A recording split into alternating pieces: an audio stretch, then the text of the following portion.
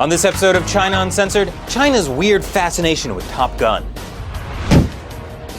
Hi, welcome to the Danger Zone. I'm Chris Chappell. So, after many years as a China observer, I've observed some interesting observations about China. Apparently, someone in the Chinese government really likes Top Gun. First of all, that's one thing we can both agree on. But it has manifested in some perhaps unusual ways. First, there was that time in 2011 when party mouthpiece CCTV aired a special about military Air Force training. And as impressive as it was to see the Chinese J-10 stealth jet blowing stuff up, it probably would have been even more impressive if someone hadn't realized it was just a scene from, you guessed it, Top Gun.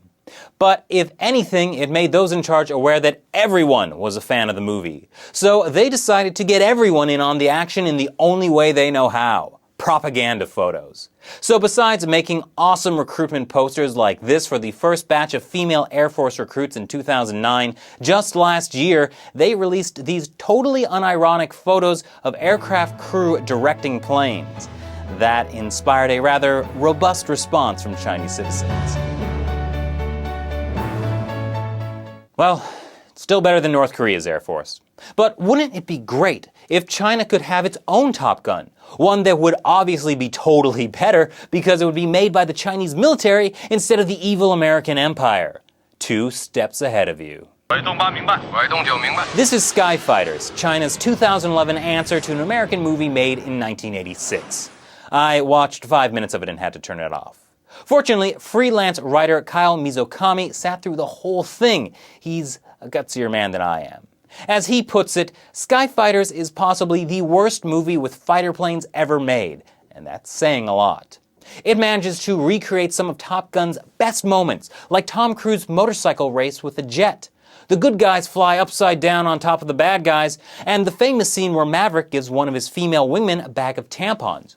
Oh wait, that only happens in Skyfighters. But that, and the very poorly CGI-ed planes, is not the only difference between Top Gun and Skyfighters. The main character is the total opposite of Tom Cruise's Maverick. He's the by-the-books authority figure and bears no resemblance at all to the Communist Party. As Kyle puts it, unlike in Top Gun, the Maverick fighter pilot is the antagonist. You were looking for a rebel hero? You're not getting one. Why? Because the Chinese government doesn't want rebels. Of course, not all Chinese propaganda films are as subtle as Skyfighters. Just last week, a film by China's National Defense University, the Shanghai version of West Point, called The Silent Contest came to light. It's a pretty blunt American-bashing flick that blames the United States for every societal ill facing China.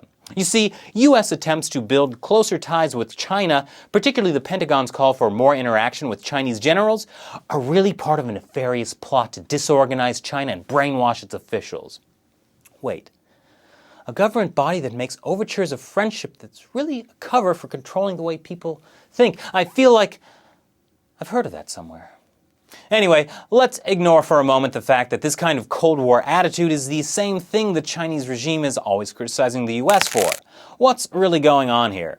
It may be that the silent contest is just an attempt by a hardline faction within the Communist Party to hit back against rivals ahead of this week's meeting of top party officials. You see, reform, the kind of reform that would bring greater freedom to China, i.e. weaken the iron-fisted rule of the Communist Party, yeah, that's what caused the collapse of the Soviet Union. At least that's what the hardliners want everyone to think. Thing is, no one's listening to the hardliners anymore. Wave after wave of protests are shaking the country, and their attempts to convince the masses that it's the US that's really causing their problems, that's not going to work anymore. So by releasing a film like The Silent Contest, they're just trying to convince other officials ahead of this meeting that reform will only ruin the Communist Party. And they're right.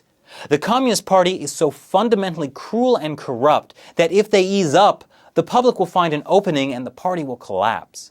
But the people are already so fed up that if the party keeps squeezing, the public may still erupt and demand the end of the Communist Party. Basically, these are the final days of the Chinese Communist Party.